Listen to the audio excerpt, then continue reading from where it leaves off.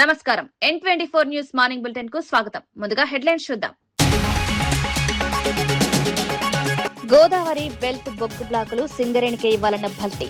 సింగరేణికి బొగ్గు బ్లాకులు కేటాయించాలని విజ్ఞప్తి. సింగరేణి బలోపేతానికి బొగ్గు బ్లాకులు ఇవ్వాలన్న భట్టి. తెలంగాణ ప్రయోజనాల కోసం కేంద్ర నిర్ణయం తీసుకోవాలి.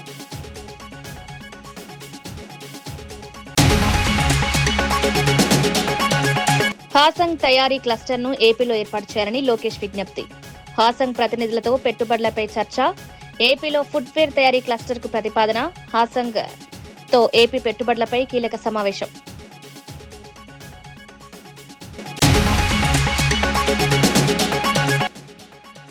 కాళేశ్వరంపై అసెంబ్లీకి రావాలని కేసీఆర్ కు సవాల్. కాళేశ్వరం చర్చకు రావాలన్న ప్రభుత్వ ఆది శ్రీనివాస్.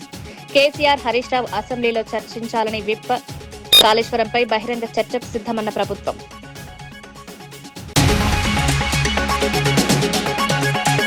గల్లంతైన మత్స్యకారుల కుటుంబాలకు 10 లక్షల సాయం. బాధిత కుటుంబాలకు పరిహారం అందించిన మంత్రి కొల్లు రవీంద్ర. మత్స్యకారుల కుటుంబాలకు ప్రభుత్వం ఆర్థిక అండ.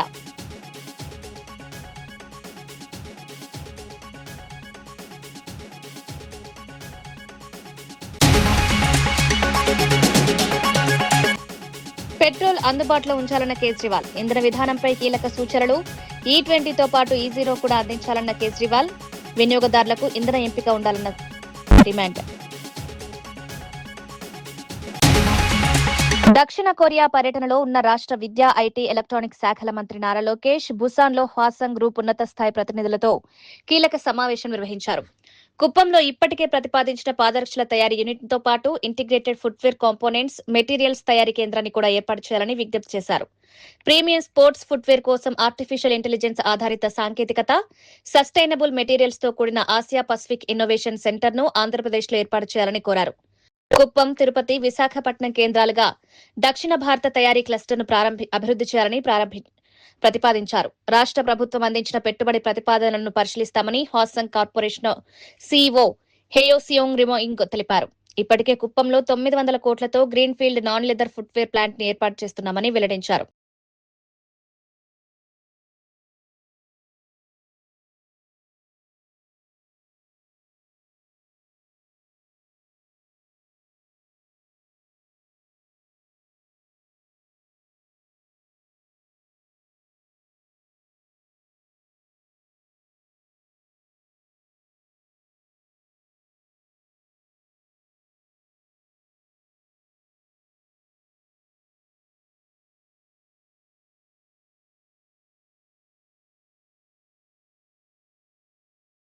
ప్రభుత్వ విప్ వేములవాడ ఎమ్మెల్యే ఆది శ్రీనివాస్ కాళేశ్వరం ప్రాజెక్టు అంశంపై బీఆర్ఎస్ నాయకత్వాన్ని విమర్శించారు. తెలంగాణను భారీ అప్పుల ఊబిలోకి నెట్టింది గత బీఆర్ఎస్ ప్రభుత్వమేనని ఆరోపించారు. ప్రాజెక్టు నిర్మాణం, నిర్వహణలో జరిగిన లోపాలను పక్కనబెట్టి ఇప్పుడు ప్రజలను తప్పుదోవ పట్టించే ప్రయత్నం చేస్తున్నారన్నారు. జాతీయ డ్యాం భద్రతా సంస్థ సూచనలను పట్టించుకోకుండా కన్నెపల్లి పంప్ హౌస్ ను వెంటనే ప్రారంభించాలని డిమాండ్ చేయడం బాధ్యత రాహిత్యమని వ్యాఖ్యానించారు. కాళేశ్వరం అంశంపై ముఖ్యమంత్రి రేవంత్ రెడ్డి అసెంబ్లీలో బహిరంగ చర్చకు ఆహ్వానించినప్పటికీ ప్రతిపక్షం స్పందించడం లేదని తెలిపారు. ప్రజలకు వాస్తవాలు తెలియాలంటే కేసీఆర్, హరీష్ రావు శాసనసభకొచ్చి చర్చలో పాల్గొనాలని సవాల్ విసిరారు. కాళేశ్వరం ప్రాజెక్టుకు సంబంధించిన అన్ని అంశాలను ప్రభుత్వం ప్రజల ముందుంచేందుకు సిద్ధంగా ఉందని ఆది శ్రీనివాస్ స్పష్టం చేశారు. స్వయంగా మీ మామ చూసి 2వ విడత మంత్రివర్గంలో నీకు ఏ శాఖను కూడా మంత్రికి ఇవ్వకుండా పక్కన కూర్చుండబెట్టి నిజం కాదా అంటున్నా. మైనర్ ఇరిగేషన్ లో నీ వైఫల్యము, పనికిరావు, అక్రమ వసూళ్ళకే పరిమితమైన చెప్పాడు కదా, నేను పక్కన పెట్టింది. మళ్ళీ ఈ రోజు నీకు మైనర్ ఇరిగేషన్ ఎందుకు ఇవ్వాలో ఒకసారి ప్రజలకు సమానం చెప్పు అంటున్నాం. అంతెందుకు నిన్నటి రోజు మా ముఖ్యమంత్రి గౌరవ శ్రీ రేవంత్ రెడ్డి గారు అన్న మాటలు మీకు వినపడలేదా? 3 నెలలెందుకు, వారి రోజులు దారిన మీకు ఏంటి? అంతెందుకు ఏకంగా సభనే పెడదాం, కేసీఆర్ గారు ప్రతిపక్ష నేతగా అసెంబ్లీకి రమ్మని సూచనలు సలహాలు ఇవ్వమని, ఒకవేళ ఆ బ్యారేజ్ ఉపయోగం వస్తాయంటే వారి 3 నెలల తర్వాత 3 ఏళ్ళు మీకే ఇస్తామని చెప్పన్నాడు కదా కేసీఆర్ గారు ముందు పెట్టి. ఆ కిటికీలు చెప్పంటున్నాం కదా, రాజకీయంగా మాట్లాడడం కాదు. కన్నెపల్లి పంప్ హౌస్ నుంచి నీటిని అన్నారంకు వదిలేయడంతో సమస్య పరిష్కారం అవుతుందని చెప్పని మీరు అనుకుంటున్నారు. దాని ద్వారా ఉత్పన్నమైనటువంటి పరిస్థితిని నిన్నటి రోజు మేము విపులీకరించి చెప్పినాం. నేషనల్ డ్యామ్ సేఫ్టీ అధికారులు, మీ ప్రభుత్వం అధికారంలోని కాళేశ్వరం కుంగిపోయినప్పుడు, కూలిపోయినప్పుడు ఏదైతే మీ హయాంలో కూలిపోయినటువంటి సుమారు 6-7 ప్రాంతాల్లో పియర్లు ఏవైతే కూలిపోయినాయో ఆ రోజు ఎన్డీసీ ఏం చెప్పింది, మీరు ఇక్కడ నీరు ఆపినట్టయితే బ్యారేజ్ ప్రమాదకరం కూడా కింది ఊళ్ళు కొట్టకపోతే మీరు వెంటనే గేట్లు విడిచిపెట్టమని చెప్పండి. ఆ మాట వాస్తవం కదా అంటున్నా. మీ హయాంలో కుంగిపోయింది, మీ హయాంలో కూలిపోయింది ఎన్డీసీ అద్దట్టునే కదా. ఈరోజు కన్నెపల్లి పంపోజు నుంచి ఒకవేళ నీరును ఎత్తిపోస్తే అన్నారం నుంచి మరి సుందిలకు ఎత్తిపోసి అక్కడి నుంచి ఎల్లంపల్లి తీసుకురావడం చెప్పనేటువంటిది మీ ఆలోచన.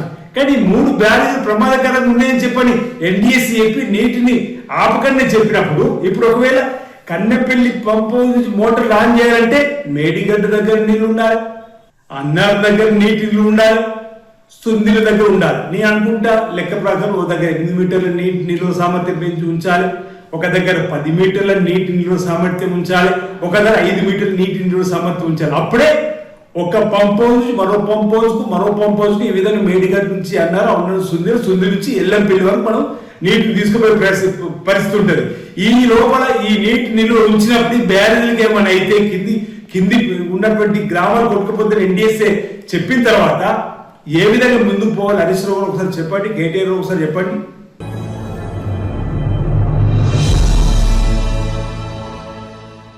మాజీ మంత్రి డాక్టర్ సి లక్ష్మారెడ్డి పాలమూరు జిల్లాకు సంబంధించిన సాగునీటి అంశంపై రాష్ట్ర ప్రభుత్వంపై తీవ్ర విమర్శలు చేశారు.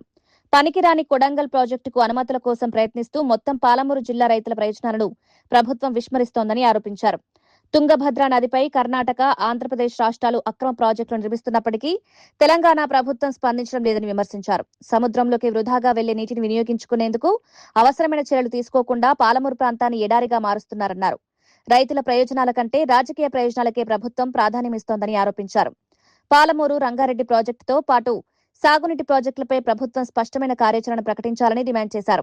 తెలంగాణ రైతులకు నీటి హక్కులు దక్కేలా పోరాటం కొనసాగిస్తామని లక్ష్మారెడ్డి స్పష్టం చేశారు. కేసీఆర్ గారు స్వయంగా దీనిపైన పాదయాత్ర కూడా చేసి అందరికి హెచ్చరిక చేయడం జరిగింది. మరి మా ప్రభుత్వం తెలంగాణ వచ్చిన తర్వాత ఇక్కడ ప్రాంత ప్రజలకు న్యాయం చేస్తామని అప్పుడే మాట ఇచ్చిన ప్రకారం మరి వీటన్నిటి మీద ఎక్కడికక్కడ కంట్రోల్ తీసుకొని మరి ఈ అయితే మిగతా ఆయకట్ట ఎట్లయితే పారాలను, ఎందుకంటే ఎట్లా ఆర్డీఎస్ ఆల్రెడీ ఇంత దరిద్రంగా ఉంది, ఇక్కడ మెయింటెనెన్స్ సరిగ్గా లేదు, మన హ్యాండ్ ఓవర్ లేదు. మరి మనకంటూ ప్రాజెక్టు ఉండాలనే తుమ్మిళ్ళ ప్రాజెక్టును డిజైన్ చేసి దాన్ని శాంక్షన్ చేసి కంప్లీట్ చేసి అది స్టార్ట్ కూడా చేయడం జరిగింది. ఆ మిగతా రిజర్వాయర్లు ఈ ప్రభుత్వంలో కనీసం చెల్లం కూడా లేదు. ఈ రకంగా చూస్తే ఇక్కడ ఉన్న పరిస్థితి ఎంత భయంకరంగా ఉందని ఇక్కడ వచ్చి చూస్తే ఇక్కడ కర్ణాటక వాళ్ళు పక్కనే కళ్ళకు కనిపిస్తా ఉంది. వాళ్ళు చెప్తా ఉన్నారు తాగునీటి కొరకని. మరి తాగునీటి కొరకని అక్కడ రిజర్వాయర్ కంటే 2 టీఎంసీ రిజర్వాయర్, ఇక్కడ ఉన్నదే మొత్తం కొడితే మీరు నిలిచేదే 3-4 టీఎంసీలు. దీనికి వెళ్ళి వాళ్ళు 2 టీఎంసీలు అంటారు, కంటిన్యూ తీసుకపోతే 4-5 టీఎంసీలు తీసుకుపోతారు. అక్కడ వాళ్ళు ఆ పని చేస్తా ఉన్నారు. ఈ రకంగా చూస్తే ఆర్డీఎస్ ఆయకట్టు కొత్త గుండు సున్న అవుతుంది.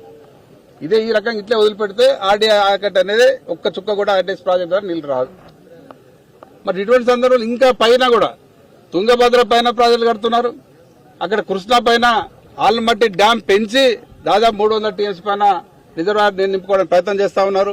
ఎక్కడికక్కడ ఇవన్నీ జరుగుతూ ఉంటే మన ప్రభుత్వం ఏదైతే ఉందో కళ్ళప్పకి చూస్తా ఉన్నారు. దాంతో పాటు నవ్వు వస్తే చెప్తే వాళ్ళు మొన్న ఏదైతే సీక్రెట్ ఒప్పందం చేసిండ్రో ఆ ఒప్పందంలో 3 ముఖ్యమంత్రులు కూర్చొని ఏం మాట్లాడుకుని ఎవరికి బయటకు చెప్పలే. కానీ మాకు అర్థమైంది ఏంటంటే కొడంగల్ లిఫ్టిగేషన్ కు కర్ణాటక ఎన్ఓసీ కావాలంటే మొత్తానికి ఎన్ఓసీ ఇచ్చింది అనేది మాకు తెలుస్తా ఉంది. ఈ ప్రాజెక్ట్ అనేది కట్టుకోండి మాకేం సంబంధం లేదు. అసలు కొడంగల్ లిఫ్టిగేషన్ అనేది వాస్తవంగా అవసరం లేదు. అయితే కొడంగల్ ప్రాజెక్ట్ లిఫ్టిగేషన్ ప్రాజెక్టు కింద వీళ్ళైతే ఆయకట్టు చూపిస్తా ఉన్నారో అది కేవలం భూత్పూర్ రిజర్వాయర్ ఉన్న ఒక 1 టీఎంసీ దాని నుంచి వాళ్ళు డిజైన్ చేసిండ్రు. అవి నీళ్ళు వచ్చే సమస్యనే లేదు. అది కూడా మొత్తం కొడితే వాళ్ళు ఒక 90,000 ఎకరాలకు చూపిస్తా ఉన్నారు. విశాఖపట్నం సముద్రంలో గల్లంతైన మత్స్యకారుల కుటుంబాలకు ఆంధ్రప్రదేశ్ ప్రభుత్వం ఆర్థిక సహాయం అందించింది. మంత్రి కొల్లు రవీంద్ర బుధవారం బాధిత కుటుంబాలకు ఒక్కొక్కరికి 10 లక్షల చొప్పున పరిహార చెక్కులను అందజేశారు. ఈ మొత్తంలో 5 లక్షలు కేంద్ర ప్రభుత్వ బీమా పథకం నుంచి, మరో 5 లక్షలు ముఖ్యమంత్రి సహాయ నిధి ద్వారా మంజూరు చేసినట్లు తెలిపారు. ఈ క్లిష్ట సమయంలో ప్రభుత్వం బాధిత కుటుంబాలకు అండగా ఉంటుందని భరోసా ఇచ్చారు. గల్లంతైన మత్స్యకారుల కోసం గాలింపు చర్యలు కొనసాగుతున్నాయని, అన్ని ప్రభుత్వ సంస్థలు సమన్వయంతో పనిచేస్తున్నాయని వెల్లడించారు. కుటుంబాల సంక్షేమానికి అవసరమైన ప్రతి సహాయాన్ని ప్రభుత్వం అందిస్తుందని హామీ ఇచ్చారు. మత్స్యకారుల భద్రత కోసం మరిన్ని చర్యలు తీసుకుంటామని, సముద్రంలో చేపల వేటకు వెళ్లే వారికి అవగాహన కార్యక్రమాలు నిర్వహిస్తామని తెలిపారు.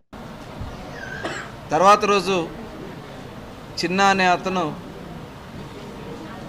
ఒక కమర్షియల్ బోటుకి అతను దగ్గరికి వెళ్ళడం, వాళ్ళు అతన్ని రక్షించడం జరిగింది. ప్రభుత్వానికి సమాచారం వచ్చిన వెంటనే కోస్ట్ గార్డ్ని అలర్ట్ చేశారు. కొన్ని బోట్స్ పెట్టి కూడా గాలించడం జరిగింది. అన్ని రకాలైనటువంటి రెస్క్యూ తీసుకోవడం జరిగింది. కానీ ఈ రోజు వరకు కూడా వాళ్ళ ఆచూకీ కనపడలేదు. ఆ చిన్న ఇచ్చినటువంటి సమాచారం ప్రకారం అక్కడ వాళ్ళందరూ కూడా ప్రమాదంలో చనిపోయి ఉంటారని చెప్పి భావించి, అలాగే కోస్ట్ గార్డ్ వాళ్ళు సెర్చింగ్లో మాకు ఎక్కడ కూడా ట్రేస్ కాలేదని చెప్పి కోస్ట్ గార్డ్ కూడా ఇచ్చినటువంటి రిపోర్ట్ను ఆధారం చేసుకుని 72 గంటల తర్వాత ఆ కుటుంబాలకి, ఎవరైతే 7గురిలో ఒక అతను సేవ్ అయ్యాడు కాబట్టి మిగతా ఆరుగురికి ఈరోజు గౌరవ ముఖ్యమంత్రి చంద్రబాబు నాయుడు గారు ఇచ్చినటువంటి ఆదేశాలతో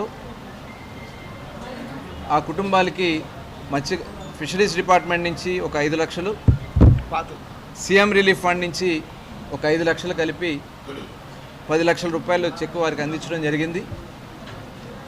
మిగతాయి కూడా ఏదైతే బోటు నష్టపోయి ఉన్నారు కాబట్టి బోటు కానీ మిగతా ఆ కుటుంబాలను ఏ రకంగా మనం ఆదుకోవాలనే దానికోసం ప్రభుత్వ పరంగా వాళ్ళ పిల్లల చదువుల విషయంలో కానీ వాళ్ళకి ఏ రకంగా మనం హెల్ప్ చేయొచ్చో అన్నీ కూడా ఏర్పాటు చేయడానికి అన్ని చర్యలు కూడా తీసుకోవడం కూడా జరుగుతుంది. అయితే ఇవాళ గతంలో ఎప్పుడు ఇవ్వని విధంగా 10 లక్షల రూపాయలు ఇచ్చినందుకు గౌరవ ముఖ్యమంత్రి చంద్రబాబు నాయుడు గారికి ప్రత్యేకంగా ధన్యవాదాలు తెలియజేస్తా ఉన్నాం. ఎందుకంటే గతంలో ఇక్కడ హుద్హుద్ వచ్చినప్పుడు కూడా ఆ రోజుల బోట్లు మునిగిపోతే 6 లక్షల రూపాయలు చెప్పిన ఫస్ట్ టైం భారతదేశంలోనే ఫస్ట్ టైం ఆంధ్ర రాష్ట్రంలో ఆ నష్టపరిహారం ఇచ్చినటువంటి ఘనత కూడా ఆనాడు చంద్రబాబు నాయుడు గారు. మరి ఈరోజు కూడా చూస్తే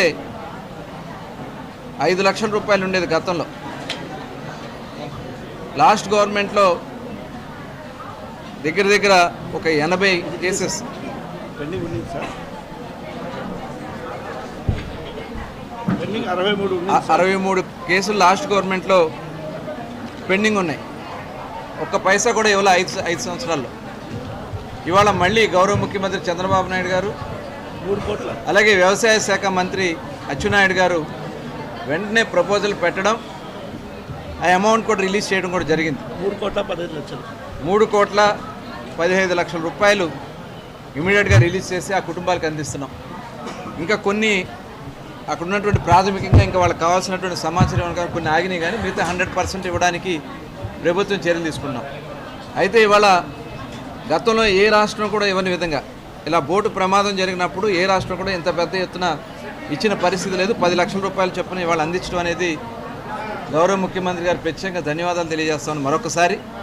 అదే కాదు, గతంలో బ్యాన్ పీరియడ్ డబ్బులు ఇచ్చిన, గతంలో బ్యాన్ పీరియడ్ అంటే వేట నిషేధ సమయానికి కేవలం బియ్యం ఇచ్చేవాళ్ళు. కానీ 2014 నుంచి 4,000 రూపాయల చొప్పున స్టార్ట్ చేసి ఈరోజు 20,000 రూపాయల చొప్పున బ్యాన్ పీరియడ్ డబ్బులు ఇస్తున్నాం. ఈ సంవత్సరం కొన్ని టెక్నికల్ ప్రాబ్లమ్స్ వల్ల కొంత ఆగినాయి, అవి కూడా ప్రపోజల్ పెట్టడం జరిగింది. 9 కోట్ల రూపాయలు అతి త్వరలోనే రిలీజ్ చేసి 100% ఎవరైతే బ్యాన్ పీరియడ్లో ఉన్నటువంటి ఫిషింగ్ చేసే మత్స్యకారులు అందరికీ కూడా వేట నిషేధ సమయంలో ఆగిపోయిన వాళ్ళందరూ కూడా అందించడం జరుగుతుంది. అదే కాదు, 50 సంవత్సరాలకే పెన్షన్ ఇచ్చినటువంటి ఘనత కానీ, అలాగే ఆయిల్ సబ్సిడీ, ఫిషింగ్ బోట్స్ విషయంలో ఆయిల్ సబ్సిడీ ఇస్తున్నటువంటి ఘనత కానీ, గత 5 సంవత్సరాలు కనీసం ఒక వలముక్క కూడా ఇవాళ మళ్ళీ వాళ్ళందరికీ కూడా ప్రభుత్వ పరంగా ఇంజిన్లు కానీ వాళ్ళకి కావాల్సినటువంటి వలలు కానీ అన్నీ కూడా అందించడం కూడా జరుగుతోంది. ప్రధానమంత్రి మత్స్య సంయుక్త యోజన కింద 40% సబ్సిడీతో బోటు కూడా ఇవ్వడం కూడా జరుగుతుంది. దాదాపు 1,20,00,000 లాంగ్ లైనర్స్, 1,20,00,000 రూపాయలు ఖరీదు చేసే బోట్ని 40% సబ్సిడీ కేంద్ర ప్రభుత్వం ఇస్తూ ఉంది. అలాగే చిన్న బోట్లకు కూడా వాళ్ళ సబ్సిడీ రూపాయలు అందించడానికి అన్ని చర్యలు కూడా తీసుకున్నాం. మరి రెస్క్యూ చేయడం ఏదైతే వీడు చనిపోయిన దగ్గర నుంచి, మిస్ అయిన దగ్గర నుంచి గౌరవ శాసనసభ్యులు, అలాగే జిల్లా కలెక్టర్ గారు, అలాగే కమిషనర్ నాయక్ గారు కూడా దగ్గరుండి పర్యవేక్షణ చేస్తూ ఉన్నారు. ఆ కుటుంబాలను అన్ని విధాలా ఆదుకుంటామని కూడా తెలియజేస్తూ, అయితే అందరికీ సమాచారం అందించడం జరిగింది. ఏదైతే కమర్షియల్ బోట్స్ కానీ అలాగే కొన్ని ఫిషింగ్ బోట్స్ కూడా ఎక్కడన్నా ఈ బాడీస్ ట్రేస్ అవుతాయో చెప్పడం జరిగింది.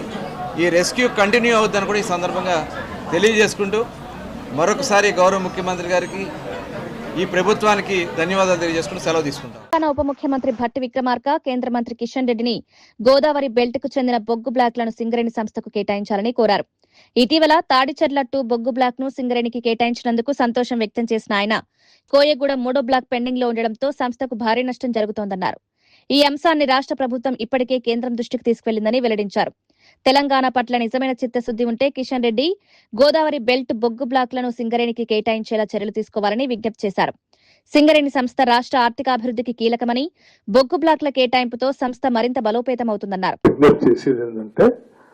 ఈ గోదావరి పరిసర ప్రాంతాల్లో ఉన్న కోల్ బ్లాక్స్ అన్నిటిని కూడా since it is a public sector undertaking, government ఇది. ఆ కోల్ బ్లాక్స్ కూడా మీరు ఇచ్చే మినిస్ట్రీ ఆఫ్ కోల్ కూడా గవర్నమెంట్ ఇది.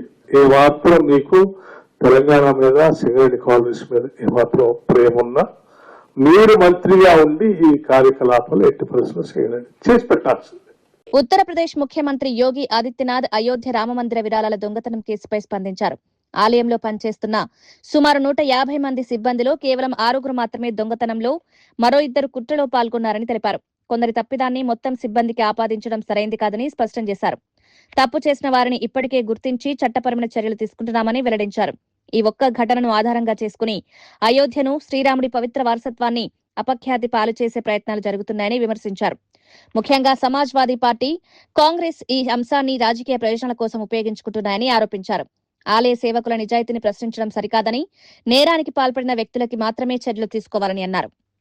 को तोड़ने के लिए जब कांग्रेस की सरकार ने शरारत प्रारंभ की थी, राम भक्त एकजुट हुए थे, तब माननीय उच्चतम न्यायालय में, सुप्रीम कोर्ट में तब कांग्रेस ने एक शपथ पत्र दाखिल किया था और शपथ पत्र दाखिल करते हुए कांग्रेस ने कहा था कि राम तो हुए ही नहीं, एक काल्पनिक है. एक कांग्रेस शर्म भी नहीं आई इनको भगवान राम और भगवान कृष्ण के बारे में इनको काल्पनिक कहने में तनिक भी लज्जा नहीं आई. अगर राम और कृष्ण काल्पनिक हैं तो अयोध्या और चित्रकूट क्या है, श्रृंगवेरपुर क्या है, मथुरा वृंदावन क्या है, बलदेव गोवर्धन क्या है, बरसाना क्या है, पंचवटी क्या है. हमारे प्रभु को काल्पनिक बोलने वाले लोग किस मुंह से आज अयोध्या में आस्था की बात कर रहे हैं, किस मुंह से कर रहे हैं. राम भक्तों पर गोली और लाठी चलाने वाले लोग किस मुंह से आस्था की बात अयोध्या के बारे में कह रहे हैं. एक राम भक्त कहे, एक चित्रकूट वासी कहे, उसका स्वागत होना चाहिए, क्योंकि चित्रकूट ने तो भगवान राम को యూట్యూబర్ బచ్చలకూరి జోసెఫ్ పై యూఏపీఏ చట్టం కింద కేసు నమోదు చేసి అరెస్ట్ చేసిన వ్యవహారంపై రాష్ట్ర దేవాదాయ శాఖ మంత్రి ఆనం రామనారాయణ రెడ్డి స్పందించారు. సోషల్ మీడియా వేదికగా మతాల మధ్య విద్వేషాలు రెచ్చగొట్టేలా, ప్రజల మనోభావాలను దెబ్బతీసేలా ఎవరైనా వ్యవహరిస్తే ప్రభుత్వం చూస్తూ ఊరుకోదని హెచ్చరించారు. రాష్ట్రంలో శాంతి భద్రతలకు భంగం కలిగించే చర్యలను కూటమి ప్రభుత్వం ఎట్టి పరిస్థితుల్లోనూ సహించదని స్పష్టం చేశారు. చట్టాన్ని అతిక్రమించే వారిపై చట్టం తన పని తాను చేసుకుంటుందని పేర్కొన్నారు. సమాజంలో శాంతి సామరస్యం కాపాడమే ప్రభుత్వ ప్రధాన బాధ్యత అని తెలిపారు. మతాల పేరుతో ప్రజలను రెచ్చగొట్టే ప్రయత్నాలు చేసే వారిపై కఠిన చర్యలు కొనసాగుతాయని స్పష్టం చేశారు. సామాజిక మాధ్యమాలను బాధ్యతాయుతంగా వినియోగించాలని, విద్వేషాలను ప్రేరేపించే వ్యాఖ్యలకు దూరంగా ఉండాలని ప్రజలకు సూచించారు. ఓకే, ఇది 2022లో జరిగిందనే సమాచారం నాకు వచ్చింది. నాకు 2 రోజుల క్రితమే ఒక యంగ్స్టర్, అతను కూడా మరి అతను నాకు తెలియదు, అతను ఒక చిన్న గ్రామంలో, కుగ్రామంలో శివాలయం ఉంటే అందులో దీపం పెట్టి అందరూ పూజ చేసుకుంటుంటే ఇతని స్నేహితులతో పోయి ఆ దీపం కాంతిలో నుంచి వచ్చే దాంట్లో సిగరెట్ వెలిగించుకొని శివుడికి దండం పెట్టుకొని ఓం నమ శివాయ అని ఎకిలి నవ్వులతో అతను బయటికి రావడం చూసాం. వెంటనే ఇది ఆదోని ప్రాంతంలో జరిగిందని కూడా మాకు రిపోర్ట్స్ వచ్చాయి. వెంటనే మా అధికారులకి, జిల్లా కలెక్టర్కి, ఎస్పీకి కూడా ఆదేశాలు ఇచ్చి వెంటనే కేసు బుక్ చేసి అతని మీద ఏ విధంగా మనం చర్యలు తీసుకోవాలో ఆ విధంగా తీసుకోండి అని కూడా చెప్పాం. సార్, అపోజిషన్ ప్రశ్నించే వారిని అక్రమ కేసులో పెడుతున్నారు, అలాంటి చట్టాన్ని మిస్యూజ్ చేస్తున్నారు. అపోజిషన్ మీద కేసులు పెట్టాల్సిన అవసరం మాకేముంటుందండి? ఈ దేశాన్ని విచ్ఛిన్నం చేయాలనే ప్రతిపక్షాన్ని కూడా వదిలిపెట్టేయాలన్నారు. భారత రాజ్యాంగం అదేమన్నా ఇచ్చింది హక్కు వాళ్ళకి? ఇవాళ రావణ్ జోసెఫ్ మాట్లాడినటువంటి మాటలు ఏంటి? హిందూ మత విధ్వంసానికి దారితీసేవి కావా? హిందూ మత పీఠాధిపతుల్ని, మఠాధిపతుల్ని, శాస్త్రాలు చెప్పేటువంటి పండితుల్ని ఇవాళ అవమానకరంగా వాళ్ళు మాట్లాడితే అది ప్రతిపక్షాలు నోరు మూయించడమా? తప్పది. మీరు మాట్లాడకూడదు, మాట్లాడారు. వీళ్ళు సమర్థించకూడదు, సమర్థించారు. కాబట్టి ఇద్దరూ దేశద్రోహులే. ఈ దేశద్రోహుల్ని ఖచ్చితంగా శిక్షించే తీరాలి అనేది మా అభిప్రాయం. మా యొక్క ఆలోచన కూడా అదే. మేము ప్రభుత్వాలని, ఇటు భారత ప్రభుత్వాన్ని, రాష్ట్ర ప్రభుత్వాన్ని కోరేది కూడా అదే. మార్కాపురం జిల్లా ఎస్పీ హర్షవర్ధన్ రాజ్ ఆదేశాల మేరకు స్కూల్, కాలేజ్ బస్సులపై పోలీసులు, రవాణా శాఖ అధికారులు సంయుక్తంగా ప్రత్యేక తనిఖీలు నిర్వహించారు. సిఐ అల్తాఫ్ హుస్సేన్ పర్యవేక్షణలో బస్సుల fitness, registration, insurance, driving licence తదితర పత్రాలను పరిశీలించారు. విద్యార్థుల భద్రతకు అత్యంత ప్రాధాన్యం ఇవ్వాలని యాజమాన్యాలకు సూచించారు. బస్సుల్లో ఓవర్లోడింగ్, అతివేగం పూర్తిగా నివారించాలని హెచ్చరించారు. విధి నిర్వహణ సమయంలో డ్రైవర్లు సెల్ ఫోన్ వినియోగించకూడదని స్పష్టం చేశారు. ప్రతి విద్యా సంస్థ బస్సుకు తప్పనిసరిగా జీపీఎస్ ట్రాకింగ్ వ్యవస్థ ఏర్పాటు చేయాలని సూచించారు. మద్యం, గుట్కా, సిగరెట్ వంటి వ్యసనాలున్న డ్రైవర్లను విధుల్లోకి అనుమతించవద్దని హెచ్చరించారు. అగ్నిమాపక పరికరాల వినియోగం, అత్యవసర ద్వారాల ఉపయోగంపై డ్రైవర్లకు శిక్షణనివ్వాలని తెలిపారు. చెప్పాము. అన్ని బస్సులు ఆల్మోస్ట్ సక్రమంగానే ఉన్నాయి. కండిషన్స్, లైసెన్సులు, బండి కండిషన్స్, ఇంకా చిన్న చిన్న వాటిలో జాగ్రత్తలు తీసుకోవడానికి మేము తెలియజేశాము. మన ఆర్టీఓ గారి భాగస్వామ్యంతో తప్పకుండా ఈ చిన్న చిన్న ల్యాప్సెస్ ని ఓవర్కమ్ చేసేసి మంచి ప్రమాణాలతో విద్యార్థుల్ని వాళ్ళ గమ్యస్థానాలు చేర్చడానికి మేము ప్రయత్నిస్తాము. వాళ్ళకు డ్రైవర్స్ కూడా మనం చాలా సూచనలు చేశాము. వాటన్నిటిని పాటించే యాజమాన్యాలు కూడా వాళ్ళకు సహకరించి తప్పకుండా ఈ విద్యా సంస్థలో ఎటువంటి ప్రమాదం, చిన్న ప్రమాదం కూడా జరగకుండా అందరూ బాధ్యత తీసుకుని చేస్తారని ఆశిస్తున్నాం. ఎస్పీ గారి ఆదేశాల మేరకు police department, transport department, RTO గారు ఆదేశాల మేరకు స్కూల్ బస్సులు మొత్తం కూడా అన్ని గ్రౌండ్ పిలిపించి మొత్తం చెక్ చేయడం జరిగింది. ఆ లోటుపాట్లు ఏదైనా ఉన్నాయని చెప్పేసి మొత్తం చెక్ చేయడం.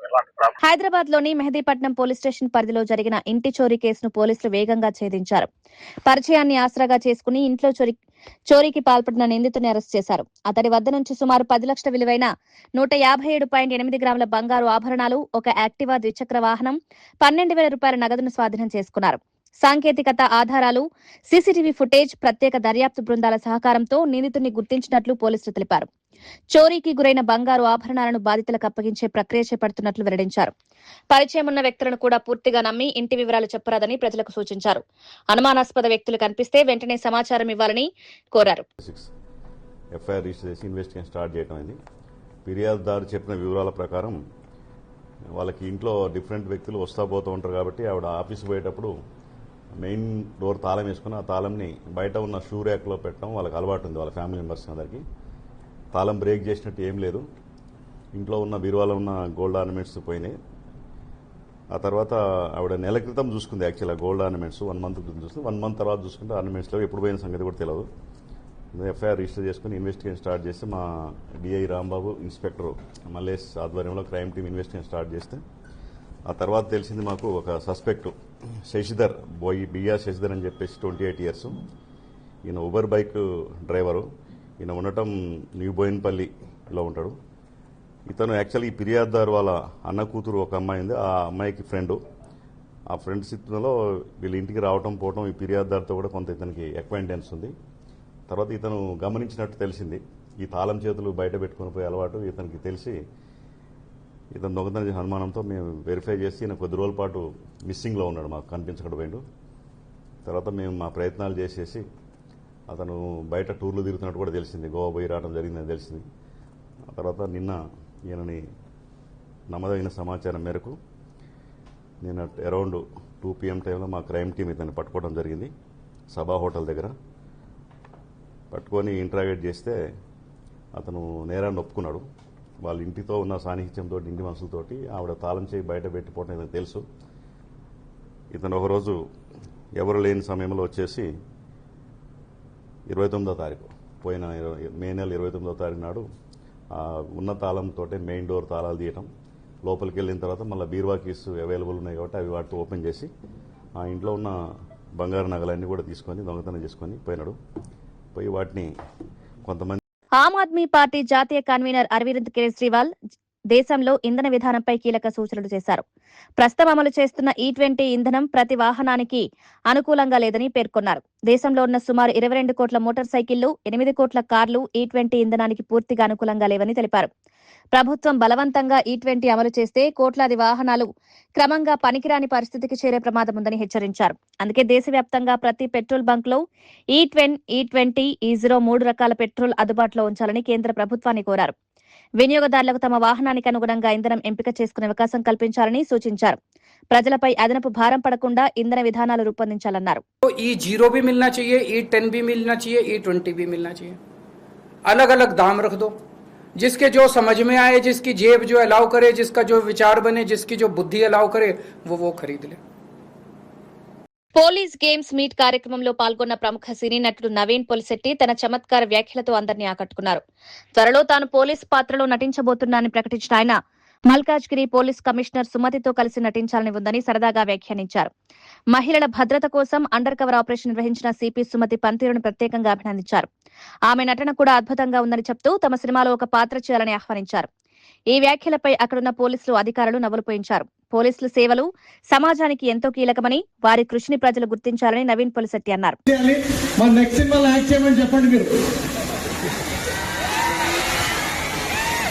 నేను సుమతి మేడం కలిసి ఏజెంట్ సాయి శ్రీనివాస్ ఆత్రేయ సీక్వెల్ లో ఒక కేసు సాల్వ్ చేయాలని నా కోరిక. ఏమంటారు? Thank you so much. చాలా మందికి తెలియని విషయం ఏంటంటే నెక్స్ట్ ఇయర్ రాబోయే సినిమాల్లో మొట్టమొదటిసారి నా కెరియర్ లో నేను ఒక పోలీస్ ఆఫీసర్ రోల్ కూడా చేయబోతున్నాను. సో సజ్జనా సార్, నాకు ఒకసారి గన్ పట్టుకోవడం నేర్పించాలి. మీరు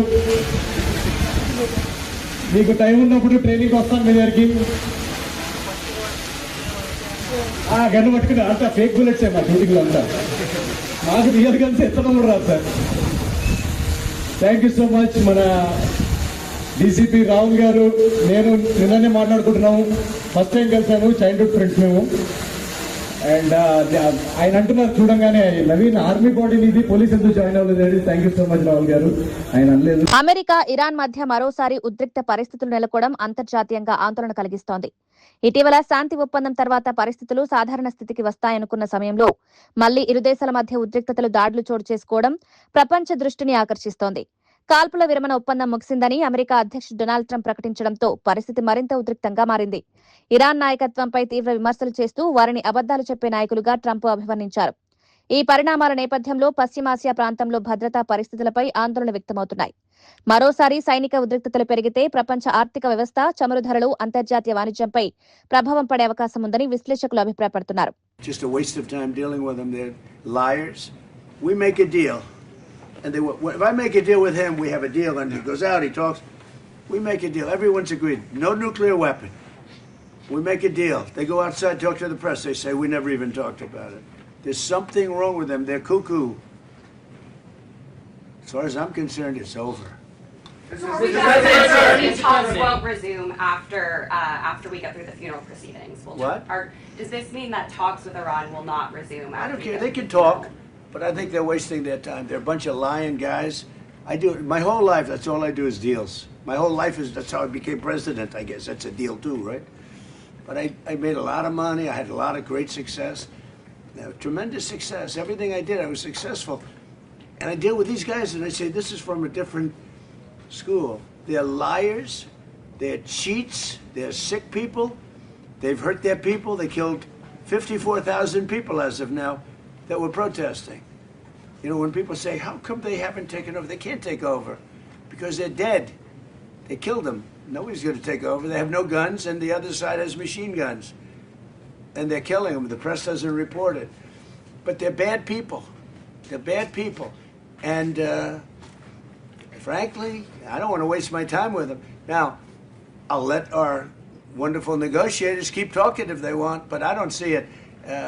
I don't like these people, you know that? I like him, I like the leaders, I think all of these leaders. Great. And they love I think they didn't treat the United States fairly for many years, but that's okay. But they're sane, rational, good people. Most of them. I don't like a couple of them, to be honest with you. But there are a couple I don't like much. But I like Erdogan, I'll tell you. I like. Godavari belt బొగ్గు బ్లాకులు సింగరేణికి ఇవ్వాలన్న భల్తి. సింగరేణికి బొగ్గు బ్లాకులు కేటాయించాలని విజ్ఞప్తి. సింగరేణి బలోపేతానికి బొగ్గు బ్లాకులు ఇవ్వాలన్న భట్టి. తెలంగాణ ప్రయోజనాల కోసం కేంద్ర నిర్ణయం తీసుకోవాలి.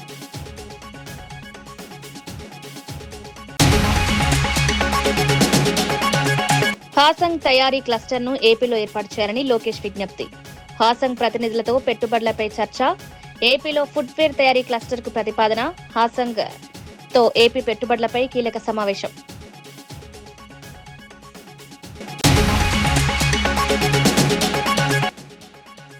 కాళేశ్వరంపై అసెంబ్లీకి రావాలని కేసీఆర్ కు సవాల్. కాళేశ్వరం చర్చకు రావాలన్న ప్రభుత్వ ఆది శ్రీనివాస్. కేసీఆర్, హరీష్ రావు అసెంబ్లీలో చర్చించాలని విప్. కాళేశ్వరంపై బహిరంగ చర్చకు సిద్ధమన్న ప్రభుత్వం.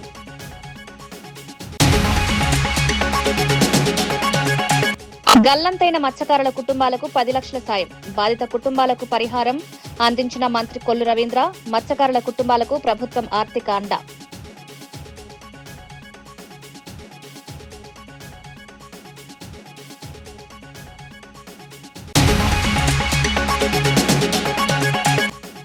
పెట్రోల్ అందుబాటులో ఉంచాలన్న కేజ్రీవాల్. ఇంధన విధానంపై కీలక సూచనలు. E20తో పాటు E0 కూడా అందించాలన్న కేజ్రీవాల్. వినియోగదారులకు ఇంధన ఎంపిక ఉండాలన్న డిమాండ్.